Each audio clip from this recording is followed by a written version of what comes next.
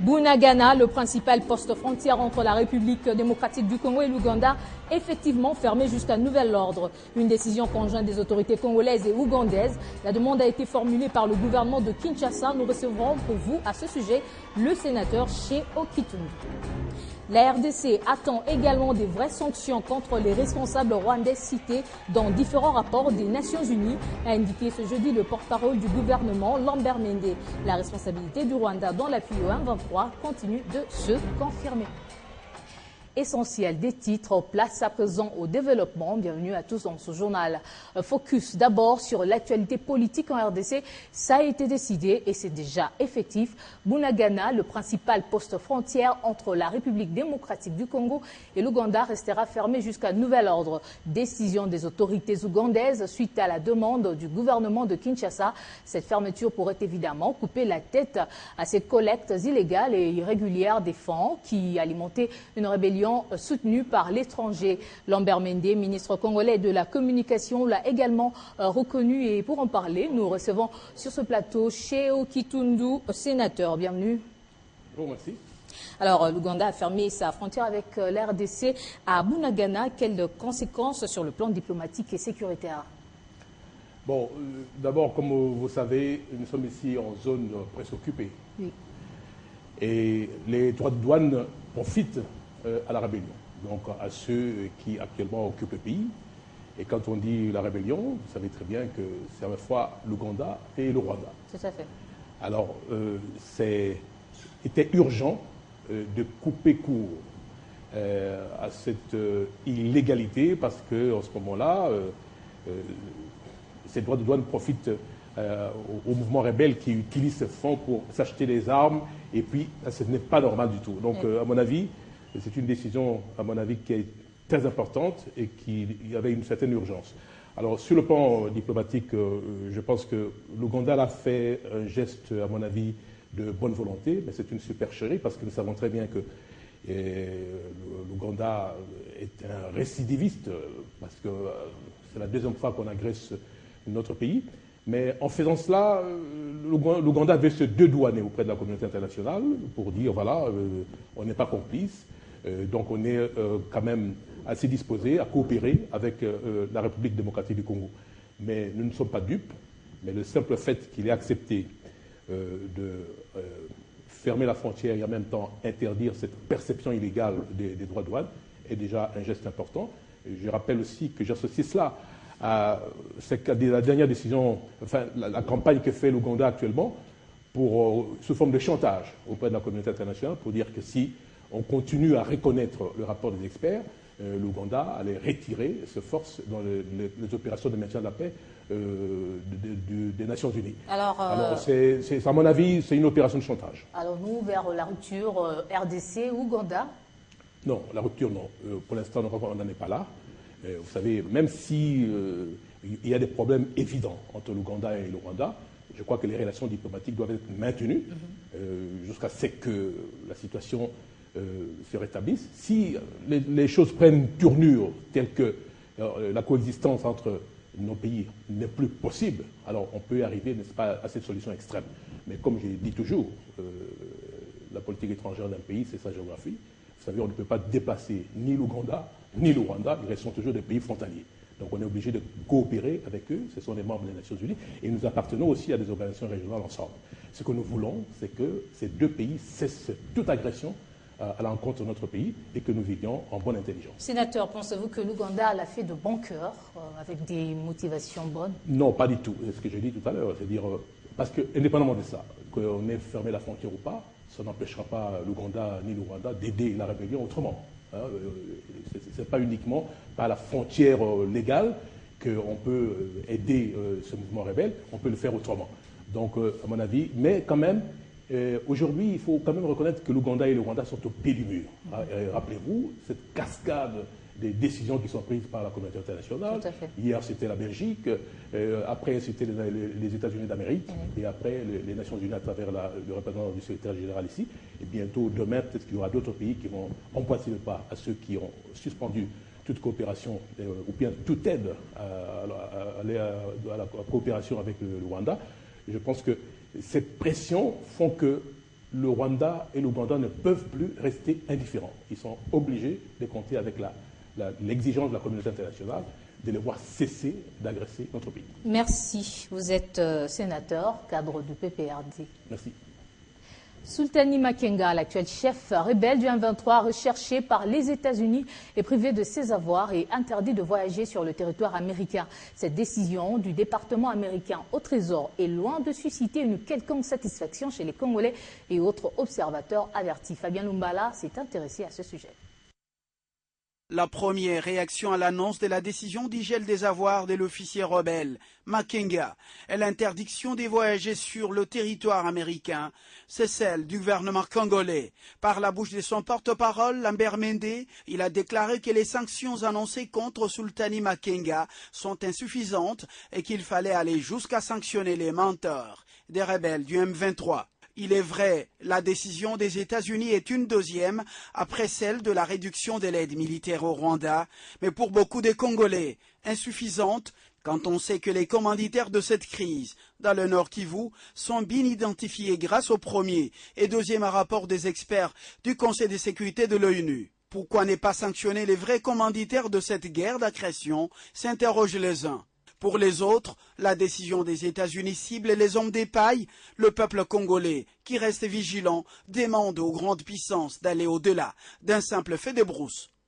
Et puis le gouvernement de la RDC salue la version finale du rapport des Nations Unies qui confirme la responsabilité du Rwanda dans l'appui au M23.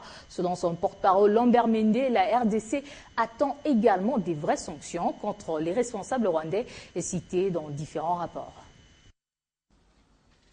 Aujourd'hui, toutes les thèses attestant de l'agression de la République démocratique du Congo par le Rwanda sont donc confirmées. Le rapport de l'Organisation mondiale dit, entre autres choses, qu'il y a eu des recrutements de centaines d'enfants, filles et garçons, dans des villages rwandais, pour le compte du M23, sous la supervision directe du ministre rwandais de la Défense. Le rapport dit qu'il y a même eu des levées de fonds en faveur du M23, organisées par des membres du Front patriotique rwandais, le parti au pouvoir dans ce pays. Le gouvernement de la RDC salue également les sanctions de la Belgique, de l'ONU et des États-Unis contre le Rwanda, mais demande à ce que les auteurs soient également poursuivis par la Cour pénale internationale. Néanmoins, force est de constater que les sanctions annoncées par le département américain du Trésor et les Nations Unies contre cet officier renégat sont loin de couvrir l'ensemble des conclusions des enquêtes des experts onusiens. À notre avis, les dispositions pertinentes du droit pénal international au sujet des grands criminels de guerre de ces temps et autres responsables de crimes contre l'humanité indiquent que les auteurs ainsi identifiés des massacres et autres violations perpétrées sur des populations civiles en République démocratique du Congo méritent des poursuites devant la Cour pénale internationale. Autre sujet abordé lors de ce point de presse, c'est la fermeture de la frontière RDC-Ouganda-Bunagana par le gouvernement de Kampala. Pour Kinshasa, qui apprécie cette décision, cela fait suite à une demande de la RDC pour couper l'approvisionnement des rebelles du M23. Matata Pogno en France pour un séjour de 72 heures avec une importante délégation gouvernementale. Et au cours de cette visite officielle, le chef du gouvernement va devoir discuter avec ses interlocuteurs français sur des questions économiques d'intérêt commun. Bien avant de rencontrer les différentes autorités françaises, Matata Pogno a présidé une réunion d'examen du cahier de charges de la mission gouvernementale. Matata Pogno a profité de cette opportunité pour rendre visite au secrétaire général de la francophonie, Abdou Diouf, à Paris. Ensemble, les deux personnalités se sont félicitées de la réussite du 14e sommet de la francophonie qui s'est tenu à Kinshasa au mois d'octobre dernier. Production législative à la Chambre basse du Parlement congolais. Ce jeudi, les élus du peuple ont adopté la loi sur le 7e amendement du Fonds monétaire international. Cette disposition devra permettre à la RDC d'exercer les échanges sur le plan international. L'Assemblée nationale a adopté cette disposition qui entrera en vigueur après être promulguée par le chef de l'État. Après les contrôles parlementaires ce mercredi à la Chambre basse du Parlement congolais sur la question orale avec débat adressé au ministre des ITPR, les élus du peuple se sont retrouvés ce jeudi dans la salle de congrès du Palais du Peuple pour l'adoption de la disposition de loi portant sur le 7e amendement du Fonds monétaire international. Majorité comme opposition, les députés ont tous démontré la nécessité de voter cette loi qui permet à la nation congolaise de disposer d'un cadre juridique favorisant les échanges sur le plan international.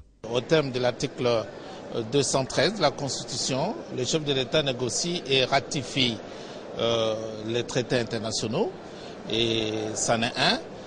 Mais pour pouvoir ratifier pareil traité, l'article 214 prescrit qu'il faut que le chef de l'État soit autorisé à ratifier par une loi, par l'Assemblée nationale. C'est ça qui s'est passé. La loi que nous venons de voter aujourd'hui, elle a transgressé les clivages majorité-opposition. Ça va régulariser, ça va réglementer. Si nous appliquons ça très bien, nous verrons notre pays aller de l'avant en respectant bien entendu les normes, les décisions prises sur le plan international.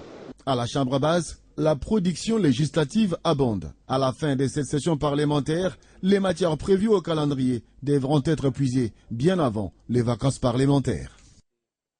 Et puis le rapport de coopération entre le Japon et la RDC sont au beau fixe. L'une des preuves, l'aide de l'agence japonaise de coopération JICA à l'INPP pour l'encadrement de la jeunesse congolaise porte des fruits.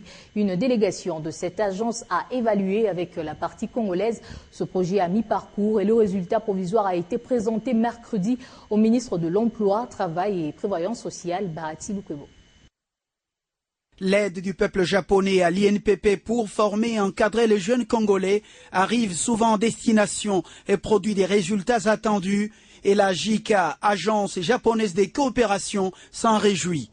Cette appréciation découle d'une mission d'évaluation de ce projet à mi-parcours en République démocratique du Congo. Motivé par ce résultat provisoire, le chef de la mission, Madame Kushida, a réaffirmé au ministre Modeste Bahati Lukwebo la volonté de son pays de continuer à travailler avec l'Institut national des préparations professionnelles. 3 projets attendent leur matérialisation, parmi eux la construction des nouveaux bâtiments à l'INPP et l'assistance technique pour le renforcement des capacités des formateurs. Le ministre Bahati Lukwebo a vivement salué l'appui technique et financier de la JICA à l'Institut national des préparations professionnelles à Kinshasa comme en province, une reconnaissance qui justifie la remise de ce cadeau en malachite produit du sous-sol congolais. Avec la délégation belge de la Société de développement de réseaux et d'assainissement et d'eau potable, il a été question de porter à la connaissance du ministre de l'Emploi, du Travail et de la Prévoyance sociale l'implantation imminente de cette société en République démocratique du Congo pour travailler avec la Régie des eaux dans le renforcement des capacités pour la production et la distribution d'eau potable dans les quartiers périphériques de Kinshasa, la capitale. Les cadres et agents du ministère des hydrocarbures sont à l'école de la promotion des valeurs éthiques et la lutte contre la corruption. Et c'est le ministre des hydrocarbures, Crispin Atama, qui a ouvert mercredi les auspices de cet atelier dans la salle Notre-Dame de Fatima, dans la commune de la Gombe. Objectif, renforcer ses agents au sens élevé d'éthique professionnelle dans l'exercice de leurs tâches. Les cadres et agents du ministère des hydrocarbures étaient à l'école de la promotion de l'éthique et lutte contre la corruption. C'était à l'occasion du séminaire atelier co-organisé avec l'Observatoire de l'éthique en RDC. L'objectif était de doter les agents du secteur des hydrocarbures des moyens nécessaires de relever leur éthique professionnelle pour lutter contre la corruption dans leur secteur. Dans son discours, le ministre Atama a insisté sur la responsabilité de chaque agent dans l'accomplissement de sa mission. J'ai fait des observations. J'ai estimé que ça valait la peine. Il ne suffisait pas de soumettre les ministres à la déontologie. Il fallait aussi que nos collaborateurs, qui sont en fait la plaque tournante des différents ministères, puissent se rendre compte, prendre conscience. C'est la corruption qui peut tout gaffer.